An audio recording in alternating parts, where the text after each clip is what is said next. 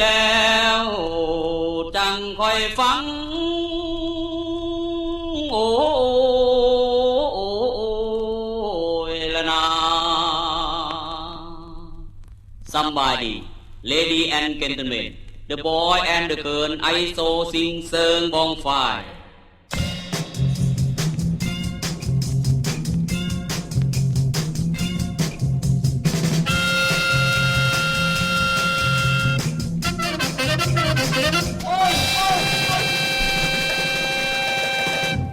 Good evening and welcome to ABC Radio National. You're listening to four men who discuss matters of the heart, mind, body and hip pocket, and four men who know a lot about being alone.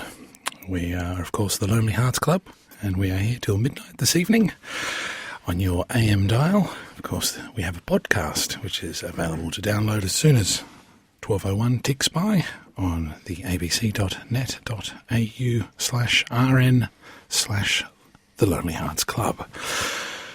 We've got a wonderful, wonderful lineup of guests joining us this evening, and in accordance to the ABC Charter, ABC Radio National has to provide programs that contribute to a sense of national identity, inform and entertain and reflect the diversity of the Australian community.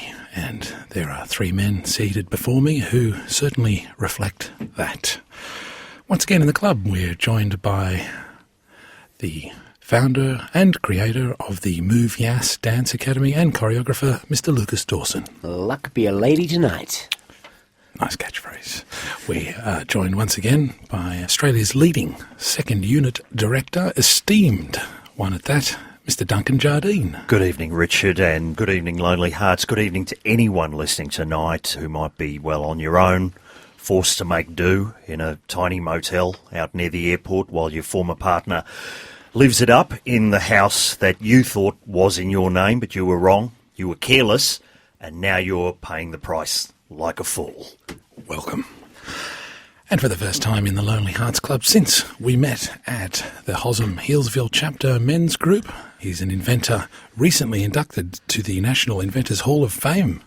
Great and huge honour to welcome all the way from Geelong, an inventor of note and renown, Mr. Roger Cunnington. Roger, great to see you. Thank you, Richard. Thank you, Duncan and Lucas. Lovely to be here. Very exciting to be back on radio since I was banned from phoning in love songs and dedications. It's been a lonely 12 months, but it's great to be back on the air. I'm centred, I'm grounded, and I'm looking forward to the show. It's wonderful to see you in that same string singlet that you are wearing at the Healesville men's group. We've got some great people coming on tonight. We'll be speaking with international bikini model and athlete and outback gal, Grace McClure. She'll be coming up and talking about what she's up to and growing up in the bush. How do you find love in the bush?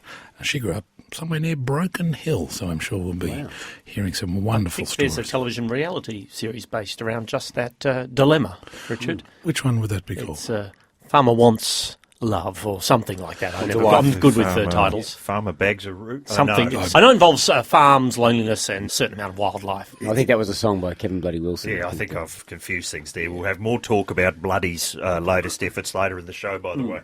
We'll be joined by the naturopath to the stars, once again, Sally Mathrick. Love Sally. Who were those stars again? The stars were Duncan Armstrong, or R, Robert Cabass, and Luck. Peter Luck. Yeah. Wow, that's a heady lineup. Peter Luck, of course, only seeing Sally during winter to allow him to look so great for those summer fills. And she'll hopefully be chatting about angina. Fingers crossed for that one. We'll be speaking to a relationship counsellor, Mr. Paul Gale Baker. Hopefully he'll be shedding some light on how come we are spending so much time together with one another and not with the lovely ladies of the world. All that's coming up. But right now it's time to find a full-length mirror in your house. Stand at ease, stare at yourself, and slowly unbutton your shirt. Because you are a smooth operator.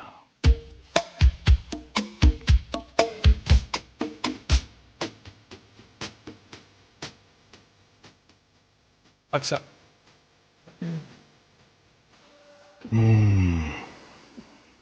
Smooth operator. The fourth and final single from the debut album Diamond Life in 1984. A wonderful year, 84. It was. Was that Sade? Sade, it's pronounced, Lucas. With the wine. don't they? Sade, yeah, Sade. Sade Adu is her name, a British Nigerian singer. It's actually a band, Sade. Not many people know that. There's more than one. You were saying Sade I Do. I thought it was a new reality show. I must say that is a perfect blend of R&B, soul, jazz, funk and soft rock. Beautiful. Ladies and gentlemen, you're listening to ABC Radio National. It's the Lonely Hearts Club. We'll be here until midnight tonight.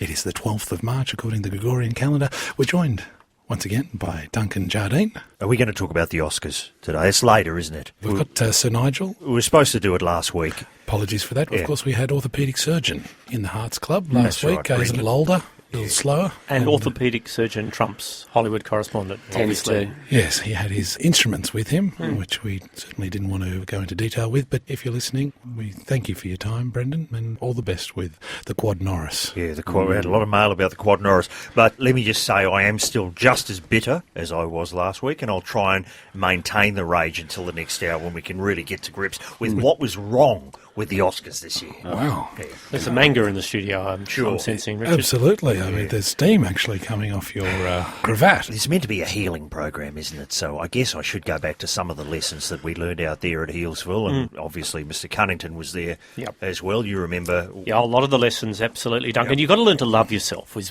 one of the ones that we were taught, and I feel I've embraced that. I actually had a little bit of a date a couple of weeks ago, and I was running through a couple of my trophies and a few of my inventing awards with the lucky lady in question, and at the end of the evening she turned to me and she said, "You really love yourself, don't you?" And I thought, wasn't that that's lovely great, affirmation? isn't it? It sure is. Yes, she hasn't returned any of my texts. Any of those? Yeah. No, well, it's important that you keep sending them every 90 seconds. Yeah, I how think many so. have you sent?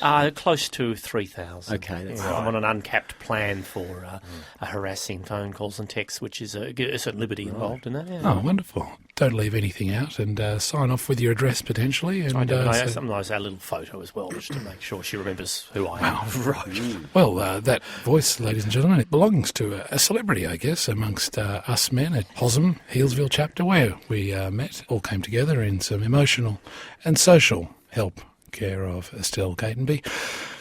He, of course, was inducted to the Hall of Fame. Don't. No, I was actually talking about Roger. Referring to me, I think, Lucas. in the Hall of Fame. Yes. We'll get to your Hall of Fame Yeah. embarrassment later. Roger Cunnington, of course, was inducted to the Invented Hall of Fame for an apparatus for treating air. I believe, unlike the air conditioner, yours was the air shampooer. How does that work? Well, it doesn't. I'll be honest. I've got the patent is mine, hence the induction. But we're still having some problems. It requires a lot of electricity, and we've had a couple of house fires, which we've managed to sort of pass off as being sort of a insulation bat related. But in fact, some of them have been to do with The air foam conditioning. that spews out It does. There's a forth, lot and of- it does. It's an acting. It cools and cleans the foam that comes out of the air shampooer. And Do you find, though, Roger, that it's actually imperative that an invention works? No, not at all. In fact, I think it's the idea. It's seen the potential, Okay. Lucas, I think. For you, you're home, you're watching Don's Wheel. It's Don's Wheel to me. Yeah, It's a yeah. motorised Lazy Susan. Okay. See, you flip it on its side. See where I've gone? Okay. That's the mind of an inventor. Okay, because I bought some nasal technology a while back, and No luck? well, I think it had the opposite effect. Oh, dear. I mean, it didn't actually say what the effects would be. It suggested there'd be kind of more prowess Sure. in the boudoir. I found I had less. Where were you spraying it, if it's not a rude question? someone's just Flashback. turned- We've got a studio invasion. Sorry, Roger. Security. You may know him as the B Train or the Boz or the Naz. B-Dog. Or the B-Dog, Dr. Brendan Norris. Gentleman just was doing a house call with Rod Quinn. Got a few problems with a bit of tennis elbow. Popped in to give him a quick cortisone. I'm in a club with him, the Aston Martin Car Club, and we've got a big meeting tomorrow, and he wanted to be in tip-top shape for that. So when he popped in, got those anti-inflammatories for you. I've got a good number for the podiatrist that you wanted. Oh, fantastic. And a psychiatrist for you, Lucas. Thank and you. Roger, nice to see you as well. Might stop me plucking the rat so often. This is an unexpected surprise. It's the first time we've had Well, it's five. the first time we've all been together since we were in the isolation tank Absolutely. en masse out at the sanctuary. With the salt water and the tranquil forest sounds. Whose hand is that anyway? That's Right. what it was called. Look, I've got to say, Brendan, are you able to stick around for this evening, or are you moving on? happy to participate if I can be of any help to you or to your listeners. Please feel free. What's been the feedback since the Quad Norris went public last week? Look, as you know, we're not allowed to react commercially to things, but I was approached by a couple of well-known magazines to do a spread. And myself and Shane Warne are in the same magazine. And let's just say that hopefully we can do some pretty exciting things for some people who are in big trouble out there. Wow. Always thinking of others. Well, look, we'll get you to stick around for Sally Matherick. If you don't mind, we'd love to see the naturopath go against the old school medicine. Ease up. That's not an area that I'm that familiar with, but happy to listen to her. Toe-to-toe in the old Thunderdome. New v old. Right now, this one is for all the geologists in Kununurra who belong to the Kununurra Geological Society, who are a society of geologists in Kununurra. It's the Crystals.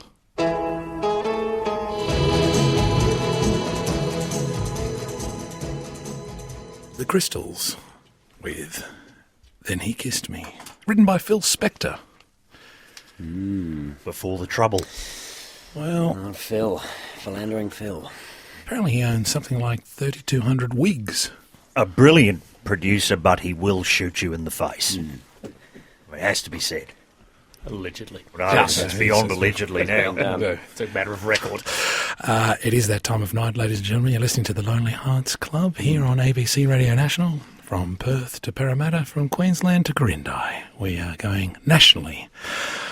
You can digitally stream us. Do many things with your digits by typing in the letters abc.net.au/rn/The Lonely Hearts Club. And of course, we're tottering throughout the show at Lone Heart Club. And we had some correspondence from Borneo last week, see? So, really, it's an international show. International. Oh, that noise can only mean one thing, She's that it's in. the That's the cowbell. naturopath to the stars. The cowbell has rung, and isn't she looking resplendent tonight, ladies and gentlemen? Sally Matherick, the naturopath to the stars, wearing a fascinator.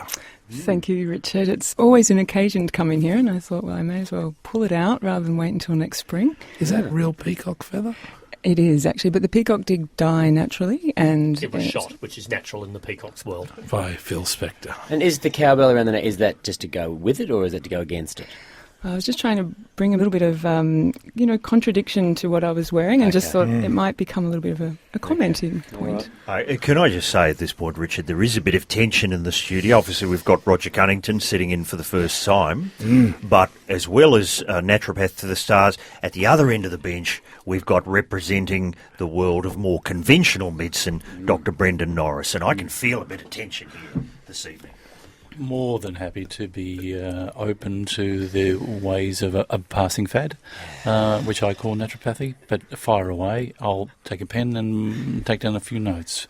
Still, we never know what we might learn, but hey, I don't think there's anything out there we already haven't learned. Thousands of years of medical science can't be wrong. Oh, well, that's not... Okay, Sally's come here of her own... Look, let's settle this in a mature way. Let's find out what car they both drive, and I think that'll kind of, Dr. Brendan? Reconditioned Aston Martin. Dr. Sally? 1990 Corolla Seeker. Okay, let the listeners make their minds up. Sally, I'm hoping this week you're going to get to angina. Should I keep my fingers crossed? I think keep them crossed for a little while longer, because today I really wanted to talk about gout. Yes. Wow.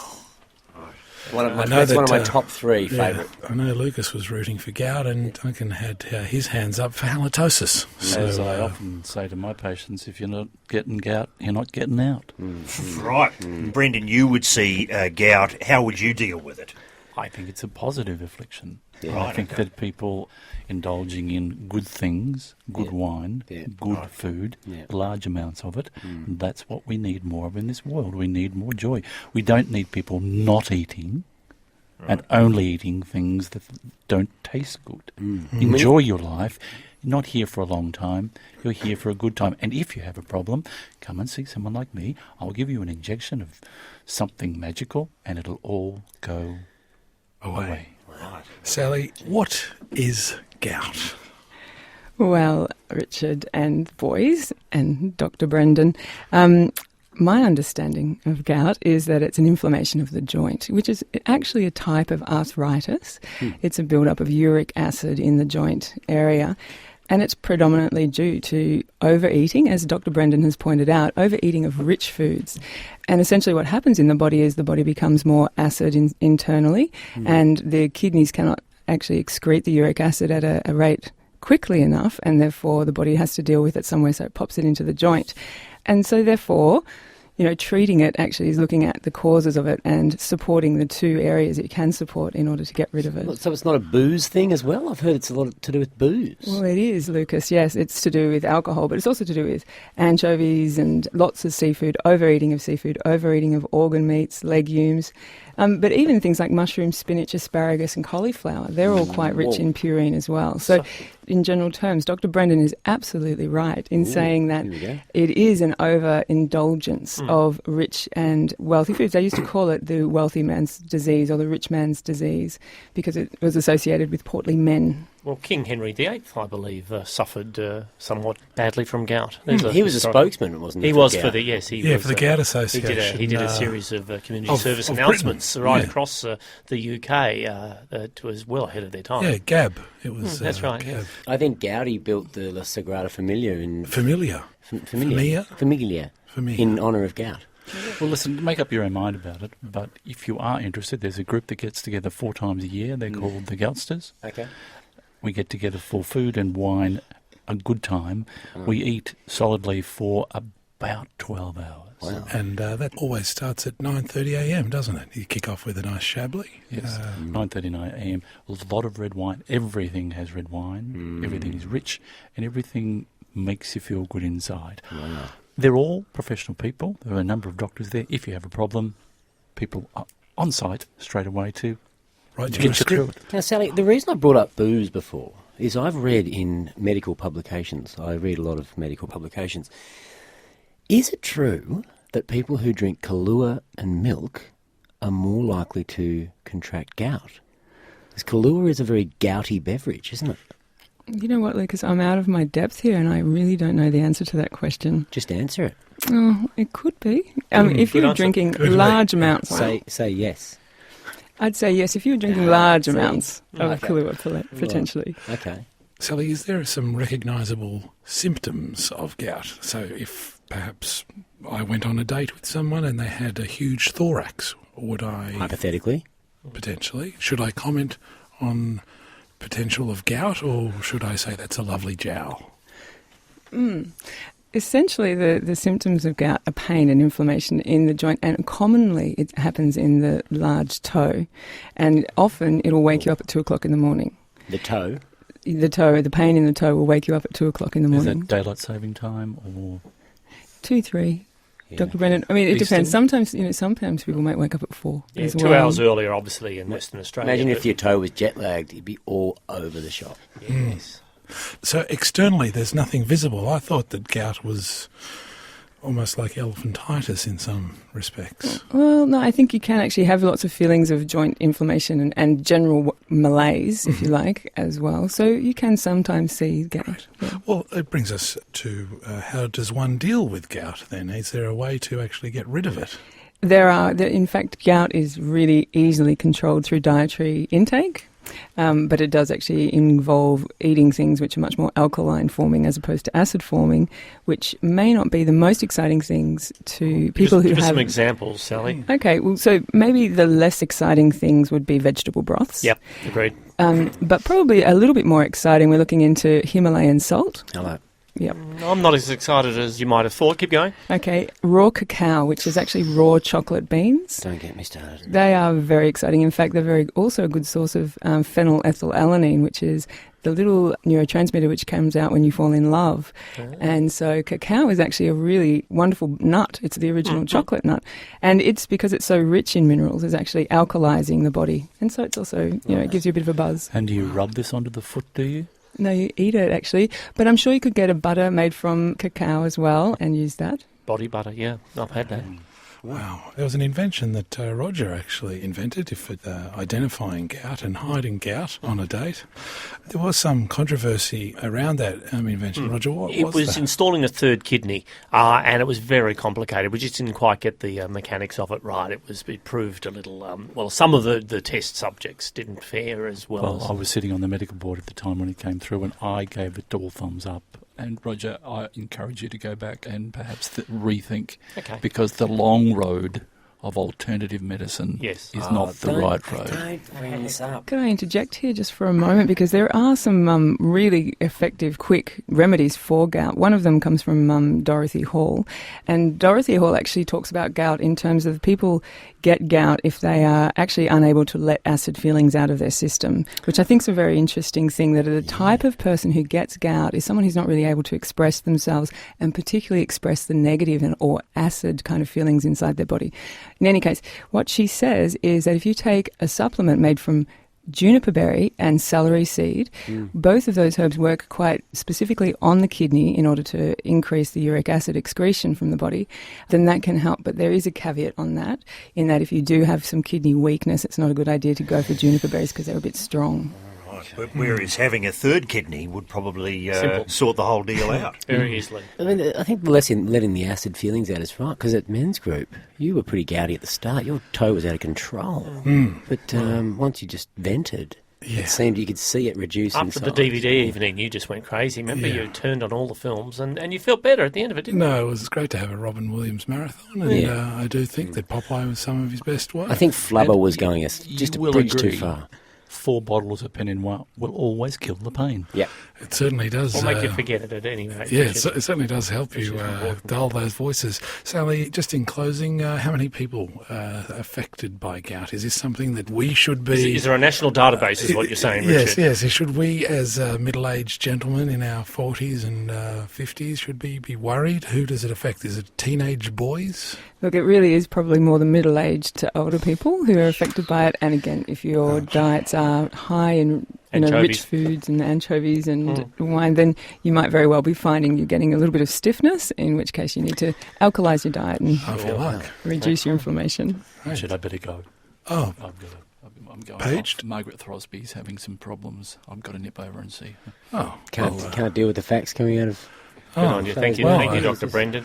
I was wondering whether maybe next week, Dr. Sally, I suffer from a very particular condition. It's ADDHD, which is a cross between attention deficit disorder and dyslexia. If you could maybe come in a couple of treatment options for that, it'd be very much appreciated. Sure thing, Roger. I'd love to. Thank you. Wow. Well, I'm still hanging out for angina. Thank you. That's actually a heart disorder. Yeah. Some may say I have another name for it. Sally Matherick, naturopath for the Stars. How is Peter Luck? Again, a confidentiality clause, but overall great. Yeah. Anything? Can you reveal any more of the stable of the Stars? Richard, I'd love to. It's just my professionalism doesn't let me cross that line. What about dead clients? Because that would then it's fair. Exactly. Yes, the estates would Big have Kev, to... was he ever on the books? I think you looked after Ian Hewitson. May he rest in I peace. think he's still... No, he's very gouty, but That's he's how well still I'm with doing. us. Ian, if you're listening, choice. Right now it's time to hear from Robert Allen Zimmerman. Over dignity.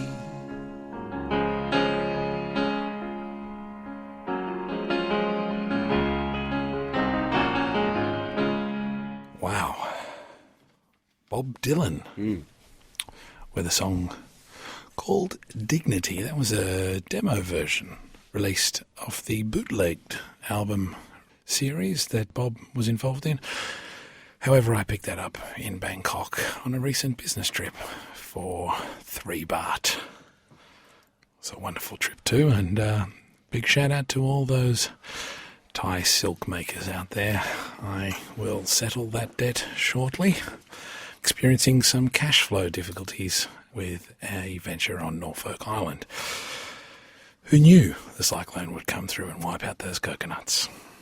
Still, life goes on. A little bit like lonely hearts out there on the ocean of love. And speaking of lonely hearts, we're joined by choreographer and entrepreneur Lucas Dawson. Luck be a lady tonight. I should explain that, actually. I got beaten up again last week. Oh, no. Because of my catchphrase that I had created last week, which I thought was actually quite a nice one. What was it? Wang Chung Wang tonight. Chung tonight. Yeah, right, that was... And Everybody Was it Wang Chung everybody? tonight. Yeah. No, I didn't actually use the everybody. See, this was my bit. This was an original bit, and I got... That's where you got the everybody offside. Yeah, and I got severely beaten for that as well. You know, I had 2 black eyes last week, and now I've got 3. Goodness. Right. Are you sure it's the catchphrases that are attracting the acrimony? How do they let you know? What happened, I got recognised, my voice got recognised. Right. And so bloke comes up, what does he say to you? He says, say that again, and I say, where are the melons? And then he realised it was me. Recognise your Because voice. a lot of people now recognise me. You're the bloke who does that Wang You're the Chung guy, thing. what's with the catchphrases? And I said, what's with your face? Oh, okay. Yeah. And I'm thinking now, in hindsight, Bit provocative. yeah, that could have possibly been it. But I'm not going to stop with the catchphrases because I won't be silenced. I'm here, I'm loud, I'm proud, and you know what? Luck be a lady tonight. How was your Mardi Gras weekend? Well, as I said, I didn't go because of the whole last year waking up on the Tuesday, missing a shoe, and one shoe 3 sizes too small. But I did watch some of the Mardi Gras on television. And It's great, wasn't it? look, it wasn't quite like it was when I choreographed pretty much the entire thing. Of course, esteemed second unit director Duncan Jardines joined us once again here in the Lonely Hearts Club. I know the third member of our triumvirate of Lonely Hearts Club men, there's 4 of us, this evening is Roger Cunnington. It's a treat to have Roger here because we haven't seen him since the healing weekend. And I'm sure all of us at one point would have used perhaps a device or an invention that Roger's come up with without even realising that it was one of his. In my house, I have, he uses the name KTEL. He's not affiliated with the KTEL brand. He's doing it as a tribute to the old products. The KTEL iPod selector. We've got one of those in the house. Fantastic. When you want to know which iPod you're going to use, there, I'll use the orange one tonight. Absolutely. I'm working on a app, a cooking app where it's recipes, but it's voice activated because, of course, you've got your hands covered in flour and Breadcrumbs. breadcrumbs, and you don't want to be flicking your iPod. So it voice it. You go next. And the idea is that it goes on to the next step in the recipe. But for some reason, and I've got the boffins working on this, it only works when you say next in a German accent. We can't figure that out. Right. Why would that be? Wow, Schnell. Yeah. Well, it works beautifully then, but next, no, there's nothing. No good at all. You know what I have that I don't use anymore is the Too Fur Gone. Oh, really? Yeah, the solar-powered rabbit skinner. Now, that didn't work. No. That Well, we didn't lost work. our subsidy from the They And- pulled out of solar, the government. And my dad now has one ear. wow. So he's still listening tonight, though. He's still listening with the good one. In mono. G'day, Dad. We're on AM. Yeah, sure. Duncan, so Just the mono. no problems there. He's actually got mono as well. Okay, well, Great. there's an irony. I must say that it was very exciting to learn that when we were at the Hosm Healesville chapter, that we were in the company of the inventor of the left-handed zipper. It was a great surprise to all of us, and a very humble man is our Roger Cunnington. Right now, it's time to take a dip across the Pacific and find out all the latest news in Hollywood entertainment with Sir Nigel Higglethwaite. Live and direct from Hollywood, Los Angeles, with all the latest entertainment, movie news and blues. It's Hollywood Nights with Sir Nigel Higglethwaite. Yes, he's on the line. And Nigel, it's a couple of weeks ago now, but the 83rd Academy Awards were held. The ceremony hosted, of course, if we remember, by James Franco and Anne Hathaway. Now, those hosting efforts were described as disappointing and underwhelming. Many pundits in the industry are saying, given their age, this is no surprise. But how did you see it? Hello, darlings. Surprise, always key. One must always keep oneself feeling as if it were new. A lesson taught to me by my dear friend Tooley, better known perhaps to the public at large as Sir Peter O'Toole. There's a knighthood missed, if there ever was one. He was talking about being on stage. He and I were doing a No Coward. The name of the play escapes me. My frightful memory betrays me once again. We were summoned, as it were, to the 503 Theatre in Battersea, a wonderful place to die, as Alan Bates once put it. Julie and I were staying at a delightful B&B, run by a frankly ghastly Welshman. I'm loath to describe him, other than to say he had fingers like turnips and teeth like headstones. Anyway, one night, late in the run, I walked into Thule's dressing room and caught him inserting matches between his toes. "Thule, what on earth are you doing?" I cried. He looked up at me nonplussed and said, "Nigel, one must always keep oneself on edge on stage, surprise yourself and therefore keep the audience surprised." He then proceeded to light each match and pull on his wellies, walk out on stage and perform. If it's Hollywood, it's Higgleflash. Well, I think that's put that hosting question to bed. Actually, what did you guys think of the hosting of the Oscars? It was Franco. It was fine. I have one issue: the dressing up in drag moment. With Franco. Now, I, as you guys know, choreographed the first footy show grand final special. Yeah, sure. It was me who came up with the idea of guys who are definitely not gay dressing up as if they were gay for comedic effect. And I think that this is the word plagiarism comes to mind, and the words "I'm going to sue the pants off Franco" come to mind. I think it was a bold move of Franco to dress up as a woman. Yeah. To come out on stage before the largest viewing audience you could imagine and have absolutely nowhere to go with it. Unbelievable. It was a bold move. Like a young Billy Brownless. Yeah, exactly. What was the thinking behind having the two younger hosts this year, do you think, Duncan, as a man in the industry? They said themselves during the broadcast, I think Anne Hathaway said, "Welcome to the young and hip Oscars." Now, here's Billy Crystal with a tribute to Bob Hope. And, you know, I think that was what they were on about there. Yeah. It was for the youngsters, trying to get a younger audience. It failed. It actually rated lower than the previous year with Steve Martin and Alec Baldwin. Did you notice that James Franco didn't blink a lot? He seemed to be quite tired and emotional, almost as if he had some medicinal marijuana. And it was interesting, after every ad break, that effect seemed to be magnified. I noticed. None more so than when I saw him eating a packet of Twisties just before the Best Documentary Award. Right. It got very laissez-faire, let's be honest. Yeah, right. Towards that point. I have to say, too, look, I know I've been a bit bitter and down about the Oscars.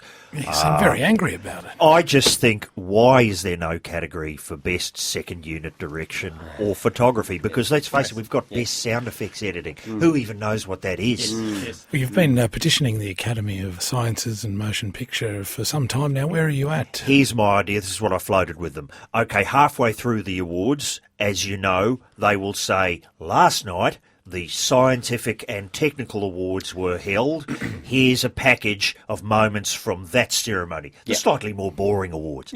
I say, why not on that night, the scientific and technical awards ceremony, can't they have another package within that and say, the night before that, we had the second unit awards, let's now see a package within that. Absolutely. And maybe on that night, we could have another package within it for the caterers. Would the second unit awards be hosted at the same venue? Or My idea is to film the second unit presentation entirely with second unit directors and coverage, so that you would never see who's actually hosting it. You just see a close-up of the hand ripping the envelope open. Cut to it in a setting sun or something like that. Something like that, and you hear just the sound. Close-up of hands clapping. That's right, the second unit awards. Wow. Why not? People laugh, but sound effects editing, for God's sake, it's mad. Gosh, look, take a deep breath. Take a deep breath, Duncan. Sorry, I'm getting carried away. Can I raise the thorny issue of your acceptance speeches? And there's lots of do's and don'ts with an acceptance speech. Usually it's don't go too long. Absolutely. I don't know whether they brought the playoff music in. They had a bit of playoff music, but you'll notice they never do it when a musician's on. Randy Newman go for about 15 minutes. Or if you're really old, I think they figure there's a point at which... That's right, during Kirk Douglas. you're It's hearing- unseemly. You can't shuffle him off. But there's obviously don't go too long. But there's also who you thank. And generally a really good Academy Award acceptance speech involves a lot of references to people we've never heard of in facilities. And I'll give you an example. The two gentlemen behind Best Animated Short were Sean Tan and Andrew Ruman. Now, first up, Sean Tan, copybook, this is how you do an acceptance speech. The Oscar also goes to John Kassab, Michael Yuzerski, Adrian Medhurst, Tim Minchin, Screen Australia, and everybody who's supported us with such generosity and patience. Like Clean, I say, you're clean, clean. concise. A lot of people we never heard of, and then just the general everyone got. Yeah, okay. Immediately followed by his partner in putting together this wonderful Academy Award-winning short, Andrew Ruman, who opened with this. Thank you. Very quick one. Just say I love my wife, Jennifer Nadel. What? Right. So what's that? That's not an acceptance speech. No, That's, it's just an aside. that's raising the bar, because now everybody on the evening who got up following that had to open with how much they love their life partner. Or it was going to be saying, oh, you didn't mention your... I wonder why he doesn't say that to her face-to-face. Well, yeah, he said, I'll do it when I win an Academy Award. Yeah, I was at the Jack Newton Celebrity Classic golf tournament last year. I know a few celebrities. I'm not going to mention who they are. Peter Luck? Yes. And they had the awards, for best golfer and most outlandish costume and all that sort of stuff. Troy Dan won that. Yeah, absolutely, he did. He did, actually, with the back-to-front G. Yeah. The third person to win a prize, won in golf clubs, donated it back to the charity, leaving the first two people who'd taken their hamper and golf balls This to is my sit point. there ruining the fact that they hadn't thought of it themselves. It's like, I'll give you a more domestic example. It's like when you're having a dinner party and someone turns to the host or hostess and goes, "Is absolutely beautiful food." Everyone's got to dive in. You can't just sit there and keep eating, because it's like rude. So for someone to get up there and say, "I love my wife," and then name her, well, I just feel that it's put a lot of undue pressure on people, especially for whom relationships may not be going all that smoothly on the night. Yes. And I can relate to that. I think we all can. We're just getting a lot of people offside that don't have wives. Yeah, exactly. Roger, whom do you think he should have thanked? Possibly an obscure editing facility that none of us had ever heard of. That's always good. Well, that's right. And often you say all the boys down at Procam, and then there's three people in the back row who clap, and that's great. And the agents, of course, have to get a mention. They do. God's dropped off the menu a bit. Favour. He's doing a more TV work these days. I think it's more your musicians. It's more your Grammys that go for God, don't they? They do. What about at the Jack Newton Awards? How do they... There's a lot of God going on there. I didn't know there was a Jack Newton Awards. There is, What is absolutely. the sound of one hand clapping? Let's move on to, I think, speaking of applause, I was disappointed to see them getting rid of the dead people clapometer. That's always one of the highlights. How does that work, Duncan? During the... They show... It's a popularity firstly, contest. they brought out what seemed to me to be the Roswell alien, but turned out to be Celine Dion, sang a song, and then we see a montage of people who have died over the last year. Traditionally, the audience clap, oh, good, it's someone I've heard of, fantastic. Yeah. Oh, I didn't like him, sound effects editor. Nothing. Yeah. Or there's also the people who want to prove that they know the obscure boom Yeah, operator, right, yeah, that's and they right. clap really loudly to go, "Yep, obviously worked with him." So you're telling me that they show a photo of every single person that's died on Earth In the world. industry. last- No, In the just industry, in connected the- to the in business. It was Right. everybody except Corey Haim, which caused internet outrage. yeah. Absolutely. Goodness. Do you think being asked to present that particular category would be seen as a high point of your career or an intimation that you're next in line? Well, I think it would be good to bring out someone just to remind you that they're still alive, because that tends to happen quite a lot. Does, You go, doesn't it? Jane Russell's died. Oh, goodness, I would have thought she would have dropped off a few years Long back time now. ago. How about maybe a package of predictions? Who we think should or could die in the You're on a next slippery year? slope there, because you're one step away from who we'd like to. Who would like? Yeah, okay. yeah, And there's that's only right. so many packages you can put in one show. Charlie Sheen obviously be a safe bet. Duncan, have you won any awards for your... I've for never your- won nothing. Nothing. I've never won. sorry. There's just no category for second unit. I mean, we don't get a look in. We're lucky if we get a thank you after the wives and agents. Wow. What would be the second unit awards called? Of course, we have the Arias or the Logies or The macros. Yeah, the macros. Yeah, most things are shot in macro, aren't they? Is They that- are, well, a lot of macros, sure. The macros, What shape would number the award twos. would be in? Maybe just a big number 2. Yeah. That's where it's at. Always topical. Yeah, Speaking look, of... I don't want to sound bitter. I feel like I've soiled the program. Sorry, guys. No. I think as we've learned, it is important to get rid of our angry feelings. I think we're doing that tonight. What better place to do them than on national radio? Our acidic feelings, as Sally said earlier on. Let's too. make the program more alkaline. Well, For like an anchovy. Let's all have an anchovy. Richard, let's cheer it up, shall we? well, we'll cheer it up with two gentlemen. Duncan Jardine's shot and covered in many things over his career, Brian Brown and Tom Cruise. This song is from the soundtrack to Roger Donaldson's Cocktail. It is Preston Smith. Yes, I guess you know. Oh, I Love You So by Preston Smith, off the 1988 film Cocktail.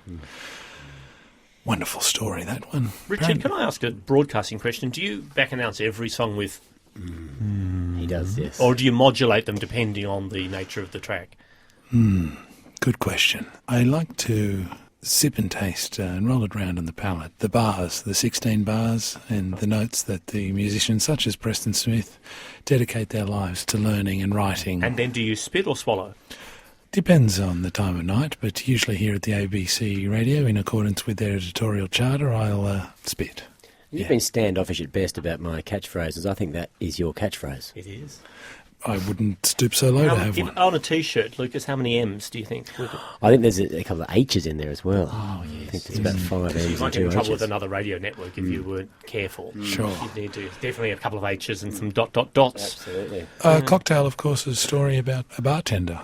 And the copy line, that was played by Tom Cruise, the copy line was, when he pours, he rains. Oh, yeah, okay.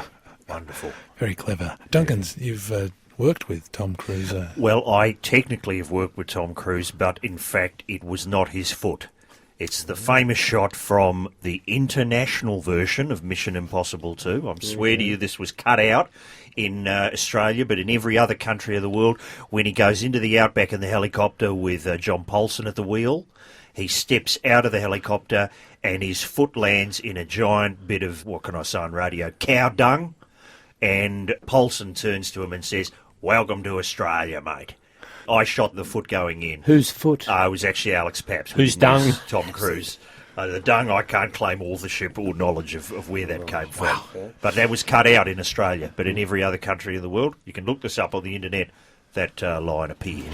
Mission Impossible 2. You might have put it there. And I can that's... look anything up on the internet. It's on nerdopedia.com. I think they're very credible. Righto. Well, speaking of credible people, we have someone with many letters after their name. It's BA, DipEd, M Counselling, clinical member, CAPAV, PACFA, REG. Reg. I'm, of course, speaking about none other than Mr. Paul Gale Baker. Welcome to the Lonely Hearts Club, Paul. Thank you, Richard. You seem to be quite adept when it comes to relationships. Tell us a little bit about what it is that you do for a living. Well, what I do for a living is to work with couples and individuals like yourselves who are having challenges with relationships of various sorts. Mm-hmm. Challenges is an interesting word. It is an interesting word. Another word could be court proceedings, it could be unpaid debts, and it could be apprehended violence orders. There are a range of challenges. Yeah, at which stage are you called in? I'm usually called in at the stage where couples are having difficulties. Perhaps they're arguing, perhaps they've lost affection in their relationship, they've lost intimacy. They may in fact be thinking about separating. And is there usually one there who wants to be there and the other who's being dragged in under sufferance? I think you've got it pretty right there. There's usually one person who's the bringee and the other person the bringer. And in heterosexual relationships, is it a wild assumption to assume that it is more often the woman who is into it? Look, I think it's unfortunate to go too far down the gender track. Okay. You might try to make a case for that, but I think it's fair these days to see a lot of women perhaps being the bringee. Yes. Little presumptuous, Lucas. No, what? It'll never concern me. You mentioned, Paul, that when you're called in, is it always one of the two people in the relationships, or could it perhaps be a person passing by on a tram or something to phone you and send you down to sort out a dispute? Incident. No, it's always one of the couple who contacts me. And how does it work? If you say there's a bringer and a bringee, usually there's a waiting room. Is it much like a doctor's surgery? Look, I suppose it is very similar to a doctor's surgery. Hopefully it's a little less clinical. And so they turn up, someone comes out and says, "Peter, Susan, please come in. Paul will see you now." That's exactly right. Is it a couch they sit on? Or No couches. We just have chairs. Any undressing required, or is it... No undressing at all whatsoever. Just stripping off your inhibitions. I didn't mean it in any... Of course not. Have you ever managed to turn a couple around within a session to perhaps become amorous with each other in the room? Well, thanks, Lucas. While it's true that some people can use a single session quite effectively, and in fact that's one of the more usual lengths of sessions in some forms of counselling. In relationship counselling, it usually takes a little bit longer. Right. And how many sessions are there in a traditional counselling? There's no fixed number. Some people do contract for a certain length of time, but most of us usually work with a sense of session-by-session work. A bit like driving lessons, and you wait until when you can change gears and you're ready to move on. No. Now, Paul, one thing that fascinates me, I've got your CV here, and I'm fascinated by the idea of voice dialogue training. Now, can you touch on that for us? Because I think it'd be a valuable tool, not even so much just to, get your relationship back together, just to hold on to your iPod. Voice dialogue is a bit of another interest that I have, which is really to do with working with parts of a person. So although it informs a lot of the work I do, it's not voice in the sense that you might think of it. So we're working with parts, our inner critics, our pleasers, our pushers. Does it also touch on the right and the wrong thing to say in situations, or does it? Well, it can certainly be very instructive in terms of thinking about what's a more appropriate thing to say. Right. Yes. I have a question for you, Paul. One of the reasons you mentioned that people go for relationships counselling is they learn how to end a relationship. What's a tried and true method of ending a relationship? Well, I don't know about tried and true, but the preferred method of ending a relationship would be to have the couple work through what the issues were so that they both have an understanding. So that'd be at one end of the possibilities. The other pole would be the Phil Spector method, I guess. And so in between we have a vast range of options. Indeed, I prefer the former. Sure, right. Can I ask a hypothetical, Paul? This is absolutely hypothetical. Let's say there's a woman, Leanne. No, actually, no, let's not call her Leanne. Let's just say a woman. A woman. Let's call her Lee. Lee, okay. And she says, I'm thinking of losing weight. Okay, this is hypothetical. Never. And you say, the partner says, let's just call that's him a good idea. We'll call him Roger. Roger says, that's a good idea. And then Leanne says, oh, so you think I'm fat, do you? What's gone wrong there? Well, the communication's broken down a little bit, I would think. On her side or mine? I mean, on the woman's side or on the... Because to me, it just sounds like Roger's being supportive. Absolutely. Exactly. Well, indeed. It could sound like that, but I guess that's not how Leanne heard it. Do you sit there Judge Judy style and go, I think... You point to someone and you've got Doug Llewellyn outside on a microphone speaking to the people after you've handed down your decision. What went wrong, but it's just downhill from there. No, you think I'm fat, do you? No, I don't think you're fat. I'm fat. Wow, poor Roger. That bloke really walked into a trap there. Hypothetically, he got done. Can I ask how many of these problems that we're talking about can be traced to the bedroom and activities in the bedroom?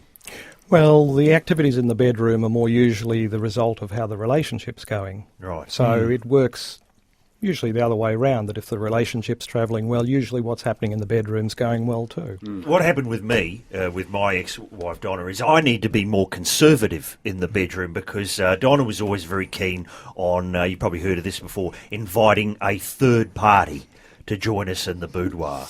Now, I was fine with that. It's just that she would then ask me to leave. And I would protest, and she would say, oh, you're just not being open-minded enough. A threesome -1, she called it, the -1 being myself. Was I not being open-minded enough there? I think I was too open-minded for too long. Yeah. Well, perhaps so, but whether it's a threesome or a threesome -1, there are challenges there. In the relationship, of course. Okay. Key word again. And whilst a couple's having trouble, would you suggest that negative comments and niggling are a bad thing? Because I had a bad breakup, well, a very good relationship that broke up very badly, and this person started, I guess, picking on my eyes. Picking on your eyes, and Lucas. I know you're looking at them now and you see what I'm talking about, but this It's a lazy retina. Well, it's two lazy retinae. He would always pick on them. What would he do? Like he'd move to your blind spot? spot? He'd simply say, I'd say, you haven't emptied the dishwasher, and he'd say, you've got lazy retina. I mean, it's laughable now, but it's very hurtful. So it doesn't sound like an appropriate answer to what you were saying. Paul, how do people broach the subject? What's the best way to bring up suggesting that we go and see a counsellor for our relationship help? What would you suggest? Well, talk directly about it. Raise the issue that there are issues in the relationship and suggest that a counsellor is appropriate. And do it together, not say you need to see a counsellor. Well, of course, any time there's a couple involved, we know that each person's going to have a part to play in whatever the issues are that that are affecting the couple. So it is appropriate that both are involved. If your partner is reluctant, would you ever recommend like tricking them and saying it's a special new movie theatre, directors lounge or something like that, and then you walk in and... That's probably about the worst way to introduce counselling. And what about, on television? We see a lot of fictional depictions of therapists and counsellors. Do you watch The Sopranos? Yes. Do you think that's an accurate depiction there? Look, there are some elements that are probably accurate, but most of those portrayals aren't really the way it goes, simply because it's not dramatic enough for that sort of medium. Right. So if you've got relationship problems, maybe don't base your approach on that of Tony Soprano. I would suggest not. Okay, fair enough. Right. Paul, thank you very much for dropping into the Lonely Hearts Club. Your website, relationship-counselling.com.au, is available to anyone with a web connection. Is there a best time to contact you, or is there perhaps a pseudonym? Like, is there a code that people could contact you under? Or that is it discreet billing? Mr. Brightside or something Yes, is there a sort of a deep throat that... no, Richard, office hours work well. Office hours. Just in closing, Paul, what's been the best gossip you've heard from your job? Surely you're getting some great stories. Since I operate under conditions of complete confidentiality, unfortunately, Richard, I can't. You must have photos. Very late on the ABC. I think you could probably Don't get say away with Nicole it. and Keith. Say Nick and Ken. KK. We'll join the dots. Wow. Thanks so much, Paul. Thank you, Baker. Thank you. Speaking of stopping and smelling ourselves and each other and reflecting on life, it's time where we take a moment and think about our dreams that we had as young men, the hopes that we had before things went askew, when the world was our oyster and the candle of life flickered bright. But sometimes, as we know in our lives, dreams are shattered, hopes fade, and the oyster is contaminated by a large oil spill just outside the Gulf of Mexico. And like love, the candle flickers out and turns cold. With this in mind, it's important to wander over to a large window, look out at the busy streets outside as happy people go about their lives without a care or scant regard for us. For people who don't have what they want, who aren't happy, who aren't healthy, who aren't content, for whom dreams don't come true. It's important to reflect on what might have been in our lives. It's called me time.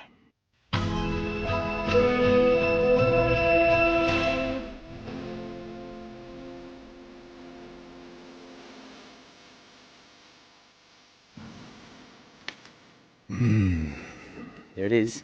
Bobby Vinton. That's the catchphrase. He was of Polish origin. He had a string of records. It was called his Lonely Period. Bobby Vinton sings for Lonely Nights. He had Long Lonely Nights. He had Lonely. Wow. He also did, in 1967, Please Love Me Forever. It's a bit desperate, isn't it? Yeah. Well, he was putting it on the table. I guess his suicide in 1967 came as no surprise to anyone. We should have picked it. It was a cry for help, and we were not listening. We didn't actually get to that. And if you are running his estate and you're listening, rest in peace, Bobby Vinton. And actually, can I just promo our Twitter account? Oh, yeah. How many followers have we got on there, do you know? I believe we're up in the hundreds. Really? Yeah, and Triple I've been on it and I'm getting some really interesting feedback. Lucas Dawson's on there separate to Lone Heart Club. Yes, right. Right. I'm Twitter account. at MoveYas. How do you spell that? MOOVYASS. Right, that's Lucas's Dance Studio Academy. Yep, that's right. And we are at Lone Heart Club on the Twitter. And Roger and Duncan are twittering live throughout tonight's show. Gosh, you've been writing some great stuff this evening. Lucas, you mentioned MoveYas. Who's probably your most famous pupil to come out of MoveYas, aside from yourself? I don't like to put people... This is a choreographer-student confidentiality issue, but I will say this. Whenever I watch Wolverine, I just think of all those moves I gave to Hugh Jackman. Yeah. One of yours, is he? Absolutely.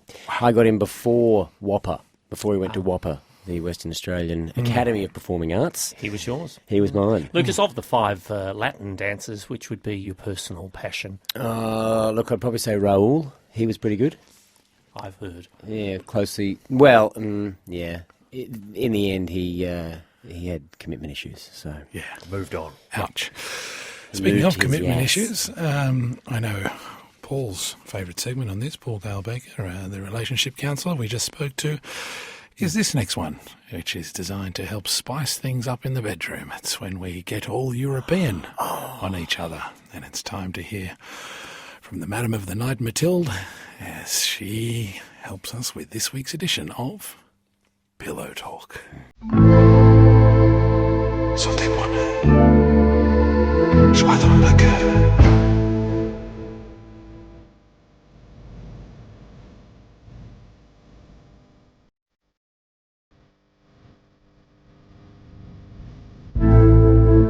It's Pillow Talk with Mathilde. Est-ce que je peux avoir la note, s'il vous plaît? Est-ce que je peux avoir la note, s'il vous plaît? May I have the bill, please?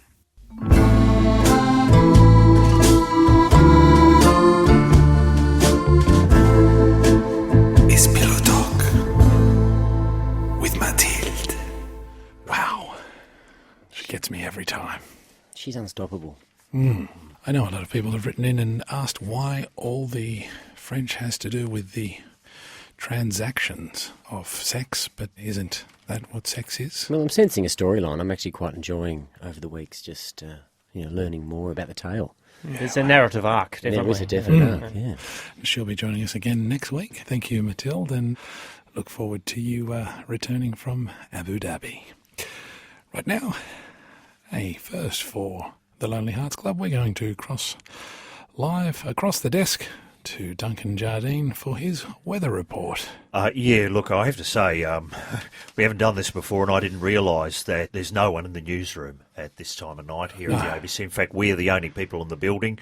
As we've discussed before, the security man in the foyer is just a coat rack with a raincoat draped across it and a hat. And a bowl of noodles in front of him. It's rather awkward. So I had to get this weather information out of the recycling bin, so I don't know if this is current. But we'll go around the country, and also it's a good chance for me to say hello to crews and second unit crews working on various productions in the various states. So starting in Sydney, we're expecting a maximum of 27 tomorrow, a shower or two, and that's bad news for crews working on The Rats Are Back, the Water Rats reunion miniseries, Bisley and Friels, together at last. Duncan, perhaps I might be able to help you out with some sound effects of weather. Oh, you got some, have you? Great. Melbourne, they're expecting rain clearing, maximum of 21. That won't affect people working indoors on the pilot for the great new series, What's in Totty's Pockets. Over in Adelaide, Can't wait to see that. Sample People too, I hope won't be affected by the fine and partly cloudy weather with a maximum of 27. Sample People, you might remember, set in Sydney, shot entirely in Adelaide. I think Sample People 2 is set in Paris, Morocco and the Himalayas. That's being filmed entirely in Rundle Mall. Over in Canberra, maximum of 23, cloudy, isolated showers, winds easterly and light. I don't know how that's going to affect shooting on pilot for a great new series, Public, in which former Senator Chris Public goes one-on-one with talking points of the day. Up in Darwin, showers, afternoon storms, maximum of 30. I know Wickety Whack, the musical parodists, are doing a special up there tomorrow, live from the Portly Gentleman, which people in Darwin will know as the town's finest large men's store. Hello to everyone who works up there at the Portly. In Brisbane, they're expecting mainly fine possible showers, maximum of 29. I know Brian Bury is hosting a fantastic new cooking show. Matt Preston and Ian Hewitson are keeping it gouty. And then finally in Perth, partly cloudy, maximum of 32. I guess that's good news for the makers of Cloud Street 2, already in production. Cloud Street 2, The Search for Pickles Gold. Wow. So good news for crews shooting around the country there. That's the weather. Thank you so much, Duncan. And is there any particular weather pattern you'd like, sound effect, just to finish right now? One random. Go for your life. Give us a low pressure system. Here you go. Oh, that's beautiful. Excellent work. Thank you so much, Duncan Jardine. I really hope we can get the weather again next week, of course. A hello to everybody that works out in the second unit film industry. We are thinking of you and do appreciate your close-ups. Right now, it's time to hear the theme tune to the inaugural WrestleMania. From 1985, it is Phil Bailey and Phil Collins.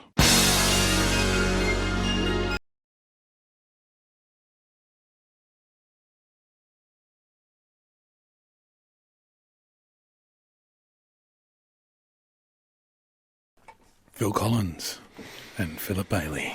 Easy Lover from 1984. The video for that song was filmed in London and features Philip Bailey travelling by helicopter to meet Phil Collins in a television studio. So is he the Easy Lover?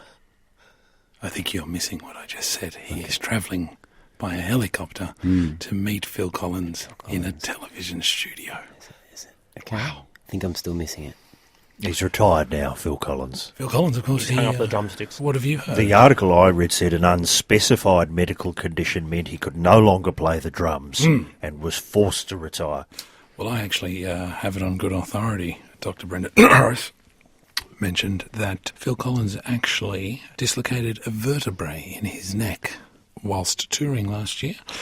After a successful operation, his hands still can't function normally. Perhaps in a year or so it will change. Jeez. So, Phil, we wish you all the best. Well, the gorilla from that ad could probably fill in for him. Yeah.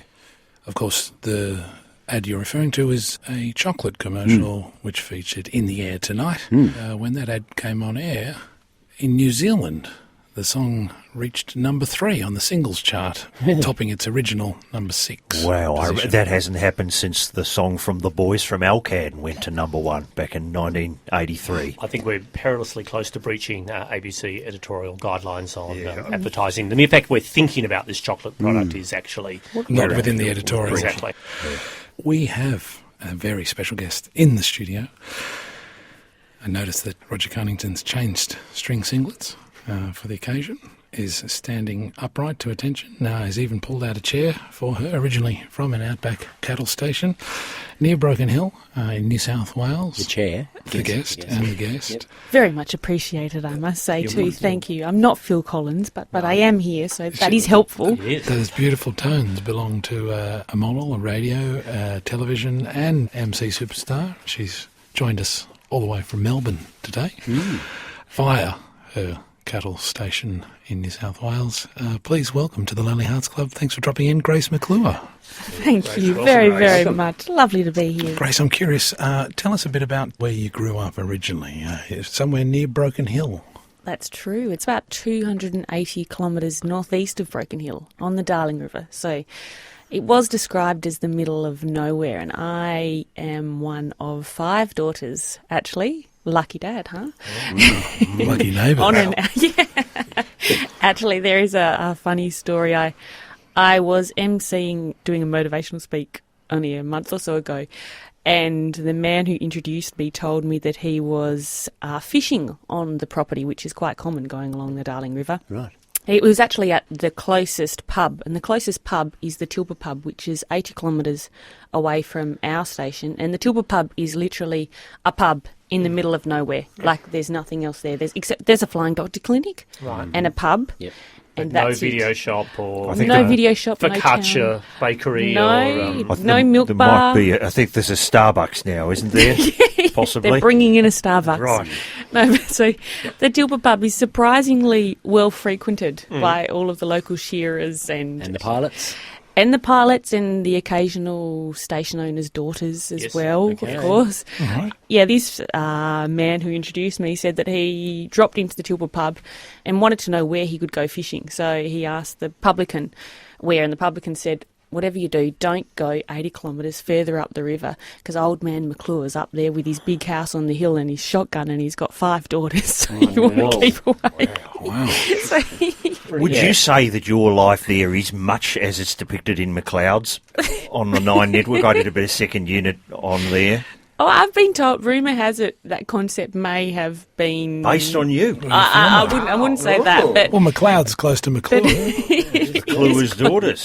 No, but it was an amazing upbringing. Because we were on the river, obviously, when it floods, and it's flooded at the moment, as you can imagine, when all the floodwater comes down from Queensland, Yeah. it just pulls over all of the land. And, previously parched land is just suddenly just fertile and flooded. Covered in anably.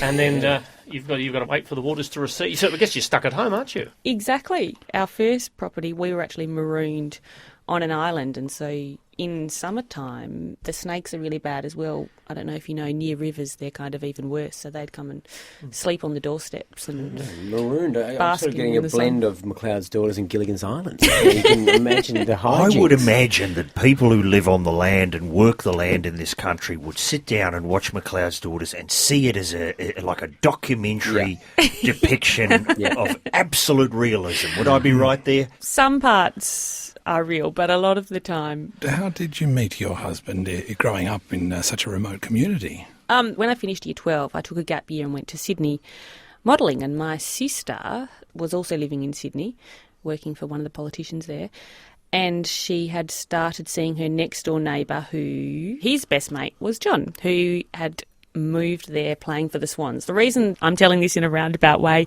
is because you kind of normally go model footballer. John actually played for the Swans. But it wasn't really like a model footballer thing. It was kind of... It was a footballer model. Yes, quite different. Yeah, exactly. But before that relationship, were you a regular attendee at your bachelor and spinsters balls? I did actually go to a couple, but the funny thing is that 3 out of my 4 sisters met their husbands at B&S's. Right. So there is one single sister actually too. There you go. That's Alice in Sydney. Hello, Alice. You're home alone tonight, sharing your Saturday evening with us. With us. And look, of course, if you did want to reach out to Roger this evening, Alice, at Lone Heart Club on Twitter.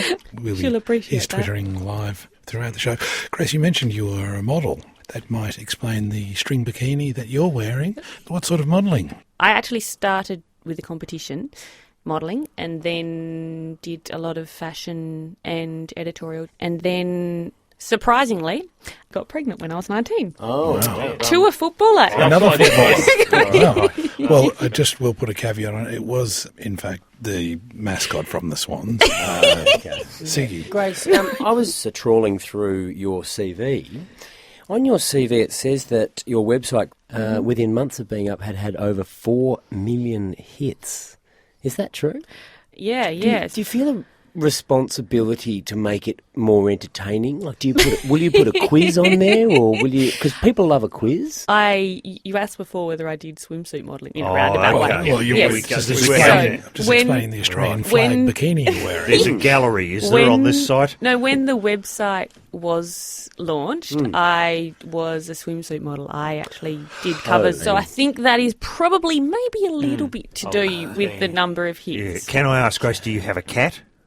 No, I don't. I have a dog. Well, see, that is No, a dog. Well, you see, the cats really are the ones that will get up and play a piano. They're pretty funny. Grace, have you ever done hand modelling? Because I believe that's considered the top of the elite. That is the pinnacle. Do you know what? I actually was asked to do a hand modelling job a couple of days ago, and I said no. I had other jobs on. Do you think that is a nice hand? That's a beautiful hand. Perhaps you could do some hand modelling. I reckon I've got beautiful hands. Perhaps just put the middle finger down. It's part of my hand. Yeah, right. It's not necessary. Grace, we'd love you to stick around, maybe have a chat to some of our Lonely Hearts Club listeners from around Australia, just talking about love in the bush. Have you the time? Yeah, of course. For Great. Sure. Right now it's time to hear from Big Country.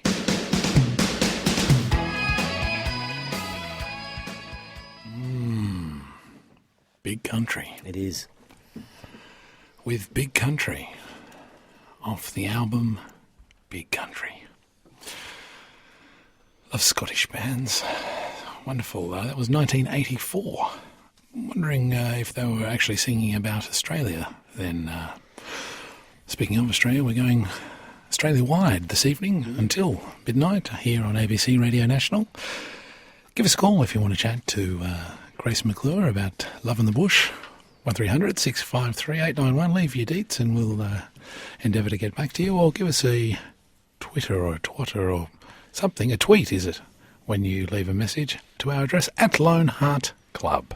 We also have a Facebook page, Lone Heart Club, where Sally Mathrick's self-help information fact sheets are available to download at your leisure. Grace, growing up in rural New South Wales, is Broken Hill the largest town nearby? Probably along with Cobar. Cobar's about 180 kilometres, and I think Broken Hill was about 280 kilometres. Grace, you look absolutely wonderful this evening, joining Duncan Jardine, Lucas Dawson and Roger Cunnington, and myself, Richard Silk, 4 lonely men who met at a men's group. You look fantastic at the moment. Is there a reason? Are you in training for something, are you? Thank you. I do try to stay healthy all of the time anyway. I'm actually a qualified personal trainer and in mind body medicine. Wow. So I love being healthy. It's one of my passions, health and fitness and loving life. I think the biggest key is to just love and accept yourself. How would you describe Roger's physique, bearing that in mind then, as a personal trainer? Where do you think he could improve, if anything? How does Roger describe his physique? I think apparently my inner core needs some work, I'm told. But when you say qualified personal trainer, I mean, no disrespect to the industry, but basically anyone who owns a tracksuit and a box of witch's hat would seem to... Roger, is there actually an exam you have to do to be a qualified personal trainer? There are lots of different courses out there. There's some people that can do it through university. I think my course was 2 16-week courses. And a series of police checks and you're in. Done. Yes, no. I think for me, I felt I could train people with more integrity and authenticity because I'd done 4 Ironman triathlons over 3 or 4 years. And a lot of these personal trainers, a lot of these fitness fanatics, if you don't mind me using the word, they seem to be afraid of carbs. Are you averse to carbs? Good question. Will you eat carbs? Will you run a mile from a carb? Very good question. Because I am actually, and as you mentioned, I do have an event coming up in May. I'm doing an Ironman, the first one that I've done in a few years, actually. The a China race, Ironman. You're doing you're talking about the event or the individual? The event. So a 3.8 kilometre swim, 180 kilometre bike. How many times do you have to go over the wall and back? 42-kilometre run. So no, run, not going swim, over the bike. Yep, and not bring democracy to the country. That is a huge... That's 4 things. That's 4 things. Yes. Fantastic, Grace. Are you intimidated by the thought of that? The Ironman, no. Democracy, that might be a little bit more of a challenge. Okay, all right then. Perhaps I could free Tibet while I'm there. Nice. What are you more afraid of, communism or carbs? I was about to say that. When you do the triathlon, you run and then you've swum, do you change out of your wet togs before you get on the bike, or you wear the same thing the whole way? You actually swim first. And then you bike, and then you run. Question remains. Yes, after you've swum, you're wet. Okay, you're wet, and you've possibly got sand. Yes, and you have a wetsuit on. What, if you're so like you think me, they go into a change room and just asking, take a bit of time and towel off? Have you ever ridden a bike in wet bathers with sand? Sound like fun. No, it's not. It's grueling. And you did the Hawaii Ironman, is that right? I've done the Hawaii That's twice. the event, not Sonny Garcia? No. She never actually. That never happened. He rang her a couple of times. And apparently, he didn't return his calls. Grace, we've got a couple of Lonely Hearts Club listeners. I love talking about love, so this is great. Great. Well, we've got Charlie. How difficult is it to meet men in the country? Look, there's heaps of men in the country. The only problem is that most of the decent ones are taken because in high school they all have girlfriends, and then after high school they all get married. Yeah. So as a 26-year-old coming back up to the country, all the boys my age, unfortunately, are all married and have children. Right, so you're just left really with dangerous, freakish loners living in a small shack in the forest working on a manifesto. Something like that, yeah, absolutely. Right. So you're either going to have to lower your standards or have an affair. And I guess having an affair in a country town never goes that well, does it, Charlie? Well, it doesn't, because you'll be standing at the bar and then his wife will be there. Grace, what would you advise Charlie as a way of finding love in Echuca? So your question is really about wanting to meet a man. Wanting to meet. Yeah, absolutely. You know, I moved up here, and I guess most of the people my age in Melbourne, especially the guys, have this Peter Pan complex. So they never want to grow up, and they're all partying and going out to music festivals and all wearing green tights. Yeah. So I guess when I moved up here, I thought, time to settle down, grow up a little bit. But I'm just finding it really difficult to meet someone because, as I said, all the decent guys are all taken. It does sound really difficult, and I do actually empathise with you with the Peter Pan complex, because I think I do have a husband with the Peter Pan complex. And it's important there that I believe in soulmates as well. I believe we have a few different soulmates or one or two. And I think sometimes they show up in your life more than once when you are ready for them, when you at different times, when you have grown more within yourself. And to some people this sounds like a cliche, but to me it doesn't, and to a lot of people it doesn't. When you really get to yourself and really like love and accept who you are and work out that you're not going to take crap from people, basically, and when you stand up for yourself and you say, no, that's not okay, look, I love you and you're amazing, but that behaviour is horrendous. Sometimes that can work with someone that you've met before or somebody else that you have met. A lot of it... So you're talking about more like an energy, I guess, you know? I am like talking definitely giving off an energy yourself. It's a bit hard though, because I'm a massive fan of myself, but I haven't been able to find love with anyone else. So this is where the ego comes in. So ego is I am better and more important and is obsessed with comparisons, whereas love is not like that. Charlie, what about an extremely wealthy but somewhat elderly landholder up your way? Do you think that's an option? Well, beggars can't be choosers. True. What about a new interest, like a sport or something like that? It's interesting you say that. Like, I took up touch when I first moved up here, and I met a whole touch football. I thought you said you bought a 7-inch of Noiseworks. A good relationship is where you kind of both are able to pursue your heart's desires. Not just all your desires, more like your heart's desires. And you're listening to each other and you're listening to what's important to each other. Also, Charlie, you might want to get on the internet and check out achukaconnection.com. Well, it's funny you should say that. When I first moved up here, my friend Claire and I did that exact same thing. How did that go?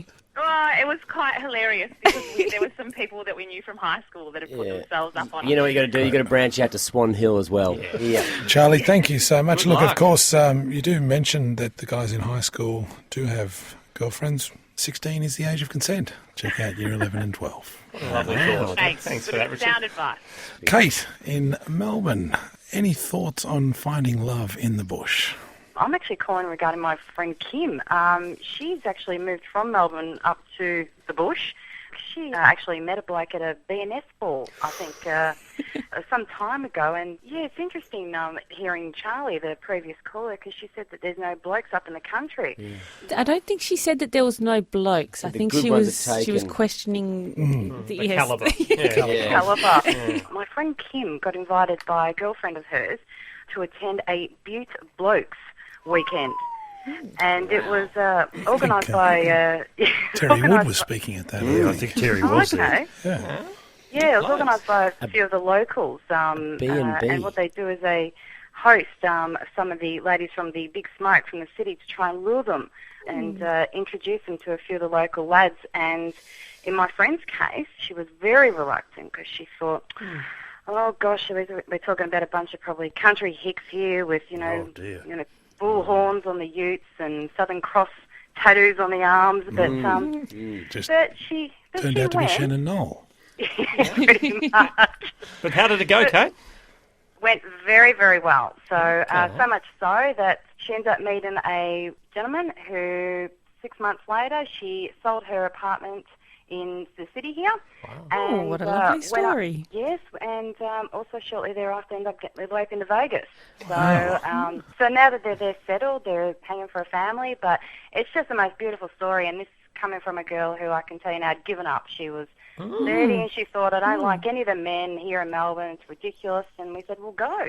You never know who you're going to meet. And he's a little bit older, but he's beautiful. He does have a good heart. Yeah, there's obviously a fine line between a romantic blossoming and a ute muster. And I think we've found it. Kate, I'm going to call you on this, and I'm sorry to put you on the spot, but your friend Kim, there is no Kim, it's you, isn't it? No.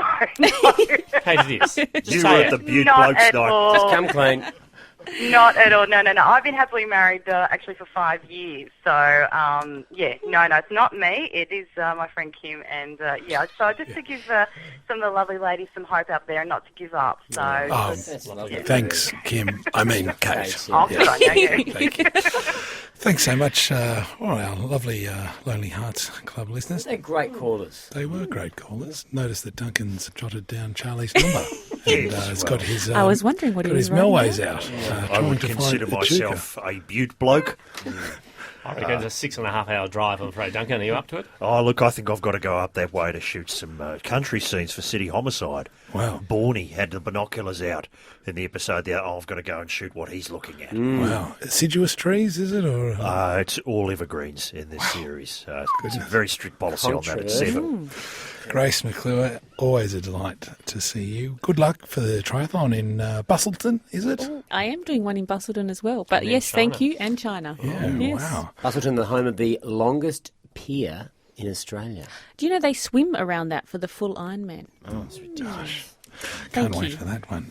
Grace, all the best. Thank you again, and we'll see you on the other side. And of course, if you do need anyone to provide drinks or post-race rub, Lucas Dawson. Thank you very much. Well, I'm a dancer and a choreographer and a shiatsu expert. So Excellent. Yeah. Oh, my manager's trying to work on getting me on Dancing with the Stars, so perhaps you can just suss out some choreography and some practice. I've for actually me. done some choreo for them, and I might be able to sort you out because I saw you on the boat show, and I was confused. What was the actual main topic of the boat show? I think it was Cars. Yeah. Wow. Do you think? It's a pretty novel, name. I imagine the brainstorming session as they were sitting around the table going, what are we going to call this show? In Deep? Nah, we'll go with the boat Lovely, show. lovely show with Glenn Ridge it was. But you leave it with me, Grace, and I might be able to sort you out there. Glenn Ridge, wonderful singer.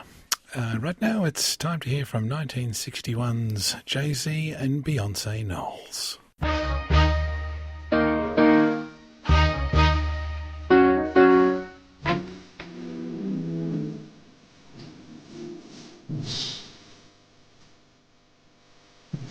From 1961, Ray Charles and Betty Carter with Baby, It's Cold Outside.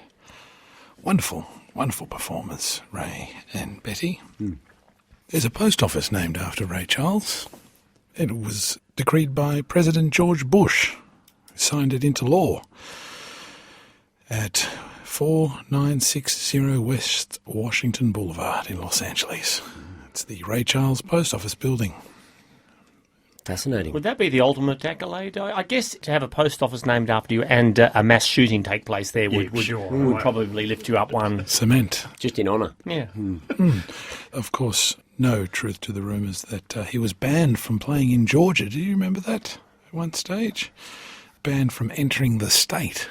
I think that something like that happened to Terry Wood after one of his speaking engagements exactly. in Northern Territory, where he took to task the actual statement from Little Things, Big Things Grow. He actually proved that it didn't. Is Terry Wood back with us next week? Can I is. say, Richard? He is. I've missed He him, is. I have to He say. is. Terry Wood's back in the club. I guess Roger wouldn't have heard that Terry, since the retreat, he's doing quite well. He's in a relationship with Wendy Turnbull. Is that right? Yeah, it came out on the show.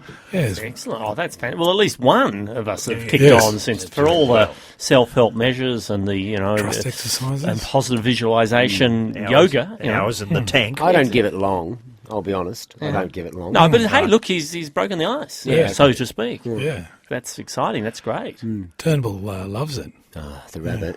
Loves it. The rabbit.